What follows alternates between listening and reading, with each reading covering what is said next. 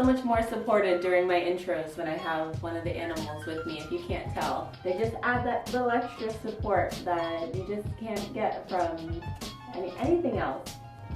So, if you can't tell by the title of today's video, we are going to go through my weekly workout split. This often changes from week to week because I do work shift work, and that is on a 6-week rotation. But one of the good things about this week coming up is it is my 8:30 to 5 schedule, so a lot of you probably can relate to either having to get up really early for your workouts or having to find the energy after a long 8-hour day of working. But normally, I typically will work 12-hour days. But I'm so excited to bring to you our updated house video, which hopefully will be coming sooner than later. We'll have to see though, because there's a couple more things that I want to add before I film the video. It's not going to be a completed house tour by any means, because I think, interior design is constantly changing. I think I've said it in several of my videos now, but you know. Tomorrow, we're going to start with tomorrow, Monday, a hard leg day. Who doesn't love Mondays? Also, I will list all of the exercises in the description below for the specific days that we'll be working them on. So everything will be nice and organized for you in the description if you don't want to, go back to certain time slots. And actually, maybe I'll even put little timestamps there as well, so you know to go back to a certain time if you want to look at something again. So thank you for listening to me ramble. Let's get into our first workout on Monday. Also, I know I mentioned in my last video that I was going to do an updated skincare and beauty product routine or whatever, or review, but it is coming, I swear. Yeah, this is just tinted sunscreen, and I've added a couple extra products into my beauty bag. So I'm so excited to bring that to you guys. I have not seen the results I have right now in years. Actually, never, maybe, never.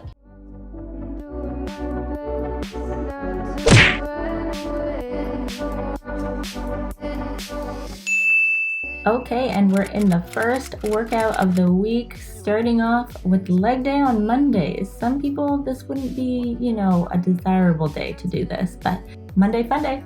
And with any leg day that I do, we start off with a warm-up and glute activation, which is some jumping squats and banded kickbacks.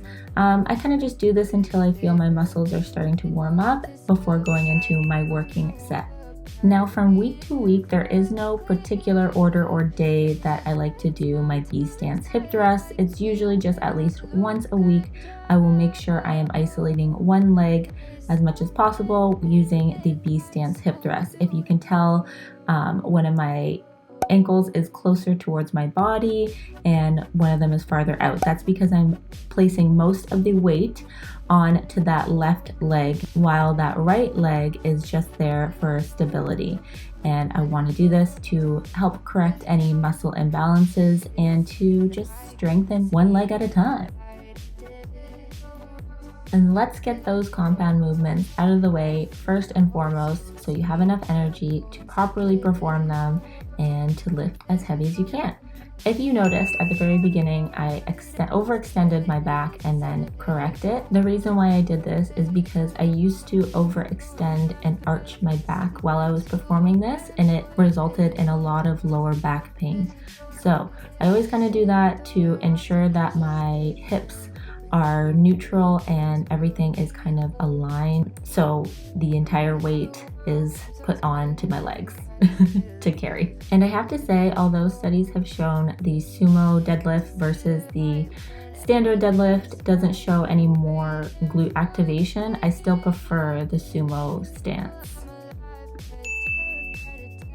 And moving right along, we have good mornings. This is kind of an advanced exercise for lifters, but I am determined to get it down. Of course, my form is certainly not ideal here. I would like to be a little bit more parallel to the ground, but I am upping my weight, or I did up my weight, so this could have been why. But it's always good to learn from your videos and your mistakes and show that everyone is always learning. I am certainly not perfect. But the key takeaway I would like to share in regards to good mornings is to make sure you're pushing your hips back as far as possible. You really want to feel that stretch in the hamstrings and move the weight with your glutes and using that mind to muscle connection so you're not using your back. These two exercises were made to be supersetted together. So you can kind of see that I'm periodically looking at the camera. That's because I was constantly being out of focus. It was extremely frustrating. But anyways, that's besides the point. You can also do this superset using a hip circle or glute band, whichever you'd like to call it. So I'm using our new cable machine, and I don't do super heavy weight because you are working a much smaller muscle than the gluteus maximus, so you don't need a crazy amount. You just need good isolation and proper form. So if you can tell, I'm not extending my back at the top of the kickback. I'm really trying to keep my upper body completely neutral and stable, flexing my core to ensure that I am doing so.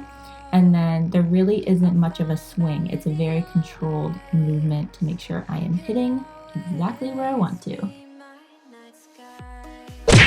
Do not forget to stretch. This is vital for your recovery in order to have a bomb session your next time, as well as you're releasing a lot of that lactic acid in the muscles that have been built up.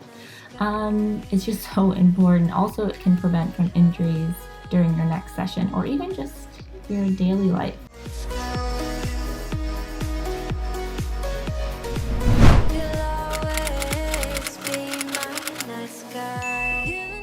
It's a new dawn and it's a new day, which means it is upper and core day. I like to combine both of these because I don't primarily focus a lot on my upper body. I do a lot of high reps, low weight. I'm already lean at my top. I carry a lot of my visceral fat around my hips and glute area.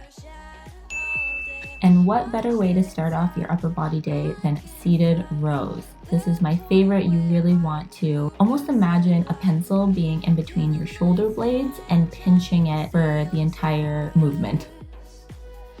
In between my back and arm workouts, I like to do a little 30-second session of abs, whichever it may be. This one is a plank with like a leg lift, if you want to call it that. I do love me some strong defined lats. So that's what we're doing here, which is the lat pull down. This was one of the best exercises in the gym. So when we got the cable machine, I was over the moon to start doing these movements again. Oh my gosh, I'm so thankful. And again, just slow and controlled movements and really isolating those lat muscles. Get lost inside my thoughts, and when I start to think, oh, the time how close it starts to end up on the brink. I tried so hard, but all these scars, they cut so deep I bleed. I fell so fast from heaven, it's like someone clipped my wings. Now I'm falling, and I can't see the ground. Can we stop this gravity? It keeps bringing me down. I can't breathe and I don't wanna die. And what is an upper body day without some sort of shoulder work? So we're doing lateral arm raises here. You do not need a lot of weight, let me tell you. I think I'm using about 5 pounds, and this is still pretty heavy for me. Like I said, I'm not looking to build too much strength, just a lot of definition. And you know what? A little strength here and there. You know, I want to be strong. So I just kind of hold on to something, and I prefer to do one arm at a time rather than doing a butterfly arm raise. Because I still consider myself a beginner, since it's only been 3 years, I like to work one ligament at a time.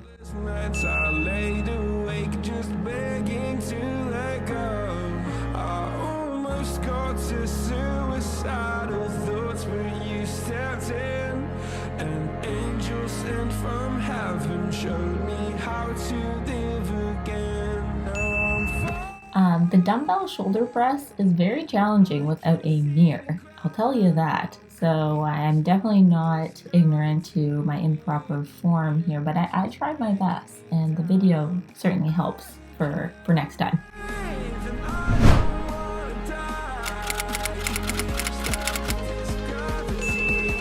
And we're back with another leg day, second leg day of the week. Now, again, sometimes I'll have 2 days in between my leg days, or I'll have one.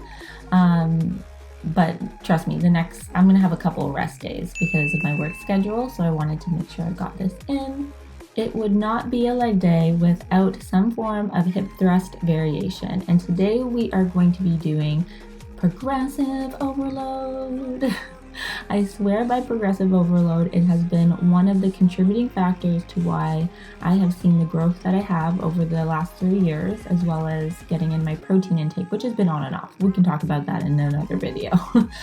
But as you can see, I'm starting off with 20 reps of a lighter weight, one that I know I can fully do 20 reps effectively, and then I go up a little bit more to 15 reps, or sometimes I'll even get to 12. So 12 to 15, like, don't stress too much, and then I'll up the weight just a tad bit more for the 10 reps, and then the 5 to 8 reps I add max weight that I know I can perform with good form.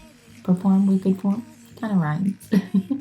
If that makes sense. If you have questions, please feel free to write them in the comment section and I can maybe explain it a little bit better.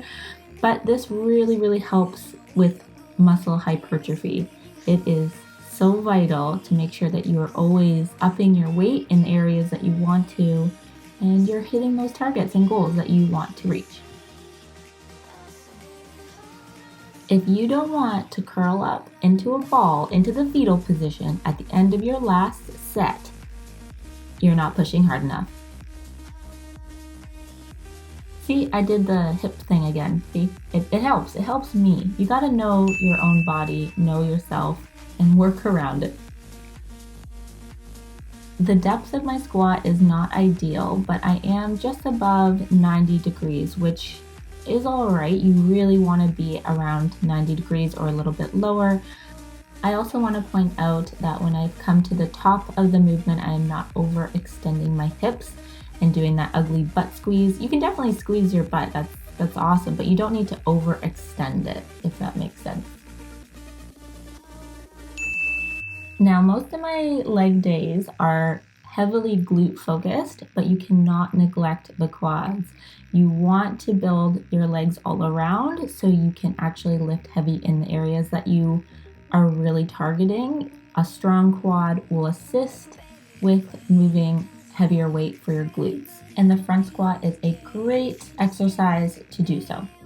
Compound movements like deadlift, squats, hip thrusts, those are amazing staples in your everyday leg workout. However, with accessory with accessory movements like the pull-throughs, you can kind of be a little bit more creative and switch it up on a decently regular basis.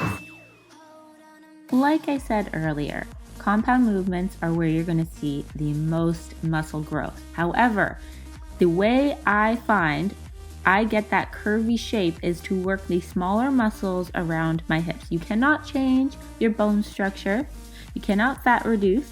So I want to build those smaller muscles around my hips to give the illusion that I do have curves, especially when I pop my hip out. This is where I get that look from, is these smaller hip abduction movements. There's a couple variations. The sidekick is really good for that as well, but I get the most contact in those smaller muscles while I'm lying down and doing a unilateral movement, so that's one leg, and having the heaviest weight that I can possibly lift because I want them curves.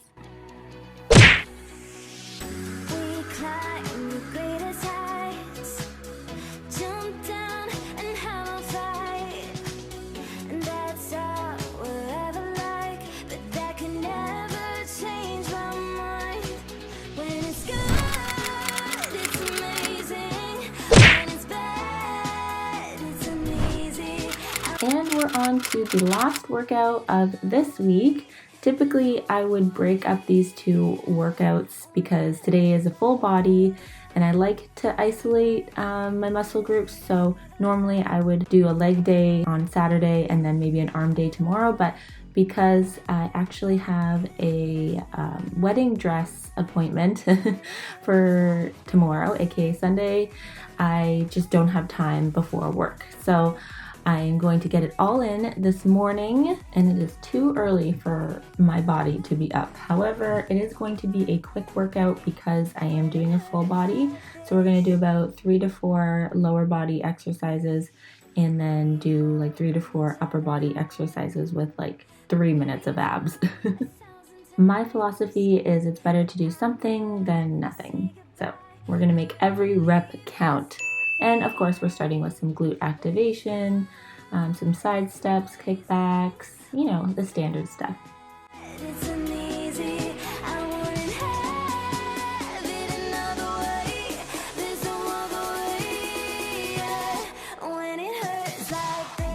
Because we are short on time, I'm going to do another progressive overload set. So that means I will be starting with a lighter weight, doing that for as many reps as I can. This particular day, I actually only did about 15 for my highest rep set, which normally it's 20, but I was feeling very fatigued from getting up early and I had a very restless sleep. So that definitely could have contributed to me feeling a little more weak. A little weaker than usual, but yep, so I got to 15 for my first set, and then going forward I did 10, and then my heaviest set, I think I actually made it to 7, so thank goodness for that. With a slow motion crew, and we up in our clouds when people change, but not us. And we just chillin', kicking it, kissed by the sun. Could be soaked to the skin in the mall soon. I know she got the good vibes when seasons change, but we're the same. Even if I lost all my money, the zero runs deep, honey. And I don't need to speak a single word, 'cause you got me holding, holding. Even if my jokes aren't funny. A little tip, if you cannot get all of your reps in for your set, try and do a pause at the top of the movement just to isolate those muscles. And people wonder why I do legging reviews. It is because when I personally am working out, I do not like my leggings sliding down, and I want them to honestly fit like a second skin, so I don't feel them tugging or bothering me while I am doing my working sets. And yeah, so just for functionality as well as aesthetics, you know, a good legging can help you perform better in the gym. Yeah, so hoo-yah. I'll be killing time like I might be a cartoon. Take it in real life like haiku. I know we got the good vibes when pieces fall right into place. Even if I lost all my money, the zero runs deep. And of course, because we're short on time, I'm going to do a quick superset of the sidekick and kickback. I saw an Instagram post by someone, I can't remember their name, but they suggested to actually perform the kickback a little differently than I have. So I wanted to try it in this workout. I'm always open to suggestions and trying new things without straying too far from, you know, your staple compound movements. But like I said in my previous workouts, you can really play around with accessory exercises as much as you'd like, really. Anyways, this Instagram influencer suggested when you're performing the kickback to actually kick at a 45-degree angle, so not exactly back from you, but keeping your toes a little bit farther out, so rotated, and keeping your leg as stable as possible, so not really keeping a consistent bend in the knee. Hopefully that made sense. If not, write it in the comments and I'll try and write it out.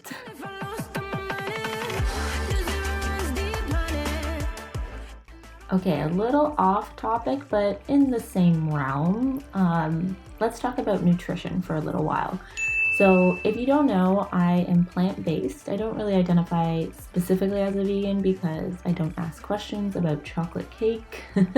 It has been a struggle to find adequate protein throughout my day. And that's not to say it's not available to me or I can't do it. It's just my mindset. I don't have it at the forefront of my mind, or I used to not. Lately, over the past month or so, I have been really prioritizing getting in my protein for the day. I don't usually count calories, but I count my protein to make sure I get 100 to 150 grams of protein per day. And I'm not gonna lie and say that I get a consistent amount of protein, on a week-to-week basis, but I'm trying. And if I'm a little bit more conscious of it and I write it down, then it makes it more of a priority. That's just how my brain works. I don't usually promote counting calories or macros because that just hasn't worked for me in the past. It makes me a little bit obsessed with it, so I cut that out, but it's really just to ensure that I'm getting my protein for optimal muscle growth, because I definitely hit a plateau. I was working really hard and upping my weights, but I didn't see the change in my measurements, which is a good indication of, your progress, not necessarily the weight on the scale. So please keep in mind, nutrition is vital to achieving your goals, depending on what that is for the specific person. But thank you for joining me in today's video. I hope it was informative as well as entertaining. If you have any questions, please feel free to write them in the comment section. And if you like this video, don't forget to hit that thumbs up button and subscribe if you want. Awesome. Take care. See you in my next video.